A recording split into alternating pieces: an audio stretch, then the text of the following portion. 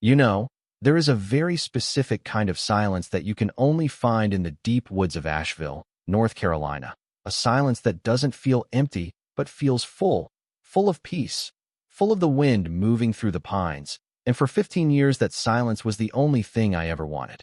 I'm Sarah Jenkins, and I spent every dime I had, every ounce of sweat I could muster, to buy these 20 acres of rolling hills and dense forest, explicitly because I wanted out.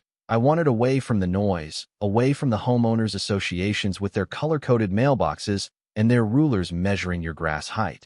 So I built my sanctuary here, a small cabin, a workshop where I restore antique furniture, and a garden that smells like damp earth and tomatoes in July. It was mine, legally, spiritually, completely mine, or at least that's what I thought until the morning I looked out my kitchen window while the coffee was still brewing and saw the orange flags.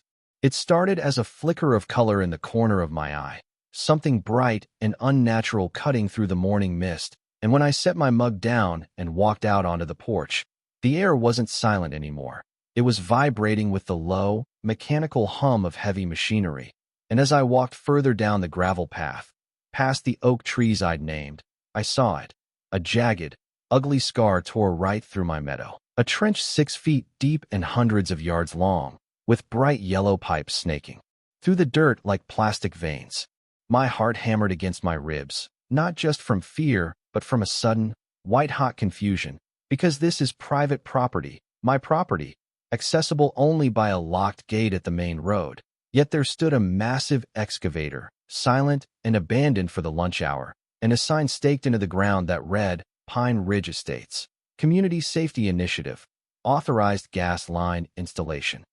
I stood there, staring at that sign, and I felt the blood drain from my face because Pine Ridge Estates is the massive, cookie-cutter subdivision about 2 miles down the road, a place I specifically avoided when I bought my land, a place I have absolutely zero contract with.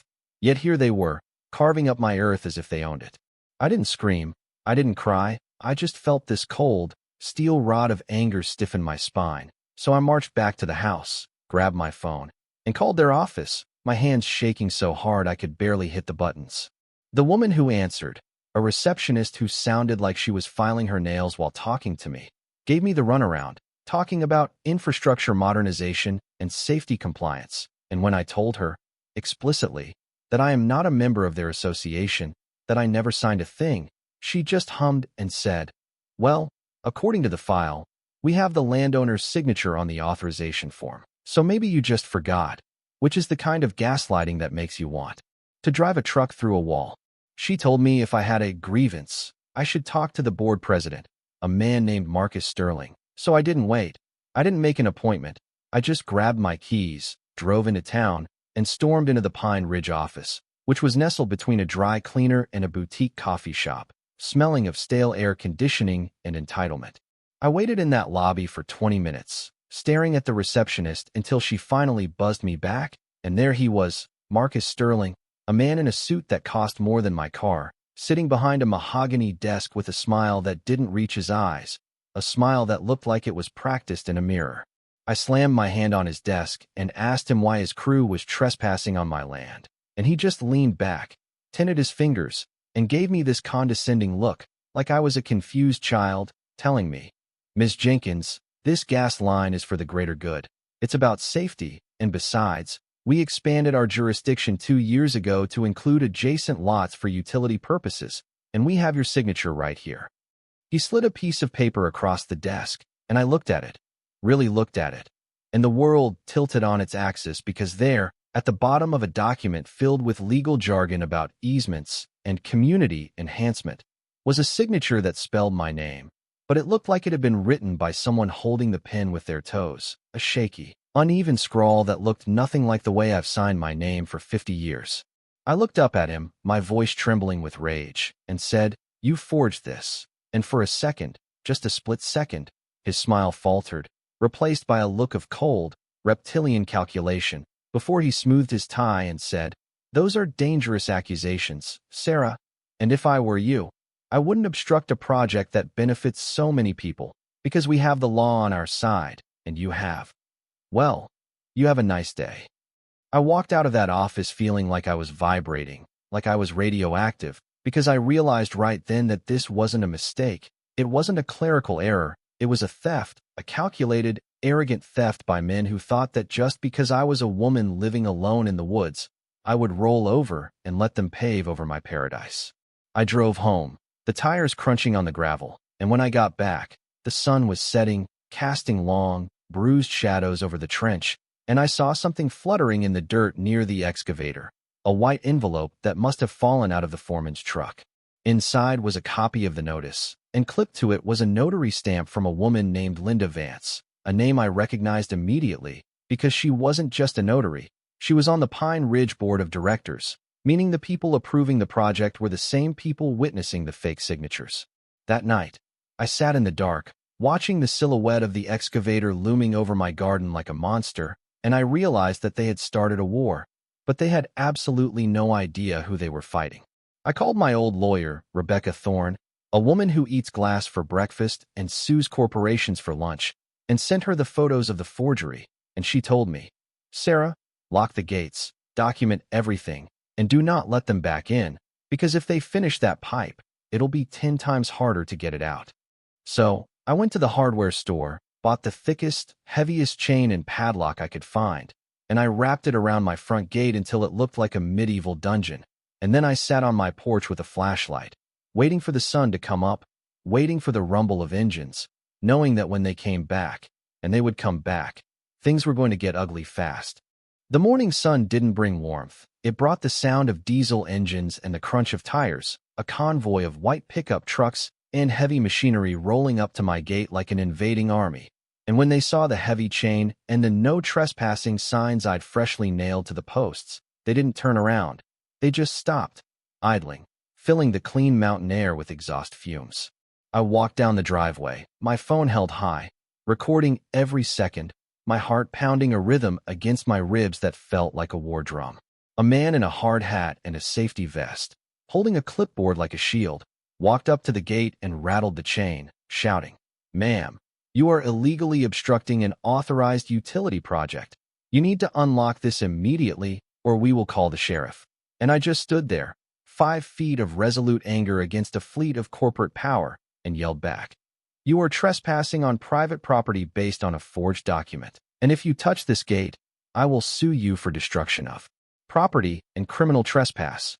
He sneered at me, looking back at his crew, and then waved his hand, and for a terrifying moment, the lead truck actually put it in reverse and then shifted into drive, creeping toward my gate like they were going to ram it, like they were going to physically force their way onto my land. And I didn't flinch. I just kept the camera steady and shouted, do it, and see what happens." And finally, the foreman, seeing the lens pointed right at his license plate, signaled them to cut the engines. He walked up to the bars, his face inches from mine, and hissed, "We'll be back, and next time we won't be asking," before they turned around and rumbled away, leaving me shaking in the dust, the adrenaline crashing out of my system so hard I almost fell over. But the silence didn't last, because Pine Ridge wasn't just an HOA, it was a hydra, and when you cut off one head, 2 more grow back in the form of paperwork and legal threats. 2 days later, a courier served me with a lawsuit, not just a warning letter, but a full-blown lawsuit demanding $75,000 in damages for construction delays and obstruction of critical infrastructure, claiming that my refusal to comply was endangering the community. I sat at my kitchen table, reading the legal threats that were designed to bankrupt me, to scare me into submission, and then I saw the zoning violation notice taped to my mailbox, a bright orange sticker claiming my workshop, the one I'd built with permits 10 years ago, was suddenly non-compliant and subject to demolition. They were attacking me from every angle, trying to bury me under paper so I couldn't breathe, trying to make the cost of fighting higher than the cost of surrendering. But they made one critical mistake. They assumed I was fighting for money when I was fighting for my home. Rebecca Thorne, my lawyer, called me that night, her voice low and serious, telling me that Marcus Sterling wasn't just a neighborhood bully.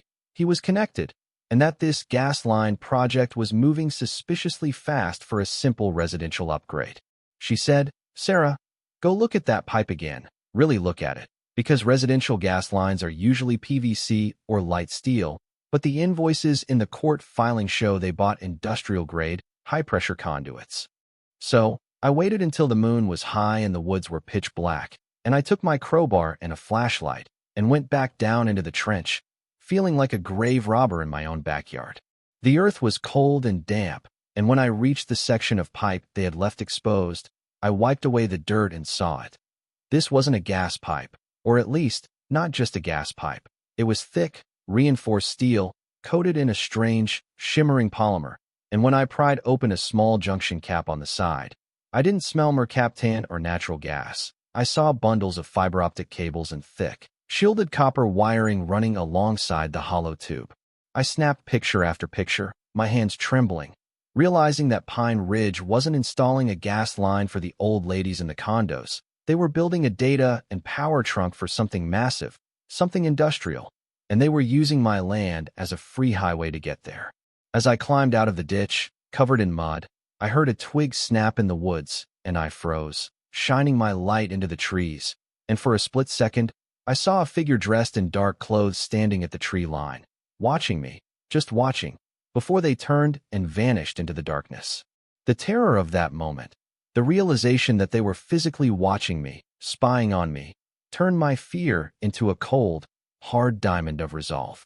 The next day, Marcus Sterling showed up at my gate, not with a crew, but with a sleek black sedan and a briefcase, offering me a settlement of $20,000 if I just signed a retroactive easement and stopped the legal proceedings, smiling that oily smile as if he was doing me a favor.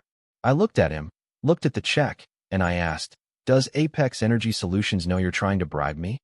His face went pale, the smile dropping like a stone, because Apex Energy was the name I'd found stamped on the junction box inside the pipe, a massive industrial conglomerate that builds data centers and power grids. "I don't know what you're talking about," he stammered, stepping back toward his car, but the fear in his eyes told me everything I needed to know. He was scared, which meant I was winning. I told him to get off my land before I called the FBI, and as he peeled out of my driveway, I knew that the final battle wasn't going to be at the gate. It was going to be in a courtroom, and I was going to bring the whole corrupt kingdom crashing down. The courtroom in downtown Asheville smelled like floor wax and old wood, a stark contrast to the mud and diesel fumes I had been living in for weeks. And as I sat there beside Rebecca, I watched Marcus Sterling and his team of expensive lawyers file in, looking confident, looking like men who had never been told no in their entire lives. They had Linda Vance, the notary, sitting there looking nervous, picking at her cuticles, and they launched into their opening statement, painting me as a hostile, unhinged recluse who was standing in the way of essential community progress, using words like eminent domain and public safety to mask their greed. But Rebecca was a shark in human skin, and when it was our turn, she didn't make a speech. She just started laying down the evidence like playing cards in a high-stakes poker game. First, the forgery, enlarged on a projector screen for the judge to see, the shaky, pathetic attempt at my signature compared to my real one. And then she called Linda Vance to the stand. Under oath, with the threat of perjury hanging over her head like a guillotine, Linda cracked within 5 minutes, admitting through tears that she had never seen me sign that document, that Marcus had brought it to her already signed and told her to stamp it for the good of the neighborhood. You could hear a pin drop in that courtroom, the silence stretching out, heavy and suffocating, but we weren't done. Rebecca pulled up the photos I had taken in the trench, the photos of the industrial cables and the Apex Energy branding, and she presented the financial records she had subpoenaed, showing a massive, unexplained transfer of funds from Apex to the Pine Ridge HOA accounts, labeled vaguely as consulting fees, just days before they started digging on my land. "Your Honor," Rebecca said, her voice cutting through the air, "this is not a gas line for residents. This is a commercial infrastructure project for a private data center that Apex is building 3 miles north, and the HOA is acting as a shell company to bypass zoning laws and steal my client's land because it was cheaper than going around." Marcus Sterling slumped in his chair, his face a mask of defeat, realizing that his little empire of lies had just been bulldozed. The judge, a stern woman with glasses on the end of her nose, looked over the evidence, looked at Marcus, and then looked at me, and in her eyes, I saw something that looked a lot like justice. She slammed her gavel down and not only granted a permanent injunction stopping all construction, But she also ordered the immediate removal of the pipes, full restoration of my land at the HOA's expense, and referred the case to the district attorney for criminal fraud and conspiracy charges against Marcus Sterling and the board members involved. Walking out of that courthouse, the sunlight hitting my face, I didn't feel triumphant. I just felt tired, a deep, bone-weary exhaustion. But as I drove home, watching the miles of trees rush by, the knot in my chest finally began to loosen. It took 3 months for the cleanup crew to finish, 3 months of noise and dirt as they pulled those toxic yellow veins out of my earth and filled the scars with fresh soil. But the day the last truck left, the silence returned. I walked out to the meadow yesterday, the grass already starting to grow back over the bare earth, covering the wound, and I sat there for a long time, listening to the wind, thinking about how easy it would have been to take that money, how easy it would have been to let them win. Marcus Sterling is facing jail time now. Apex Energy pulled out of the deal to avoid the PR nightmare, and Pine Ridge is in chaos. But none of that matters to me as much as this quiet, this beautiful, hard-won quiet. It makes you wonder, doesn't it? In a world where corporations and associations think they can redraw the map whenever they see a profit margin, where your signature can be forged and your sanctuary invaded by men in suits who call theft progress, how many people just give up? How many people look at that excavator and think they can't fight back? I fought, and I won. But looking at the faint line in the dirt where the trench used to be, I know that the price of freedom is eternal vigilance. And I know that next time, if there is a next time, I'll be waiting at the gate, and I won't be the one backing down.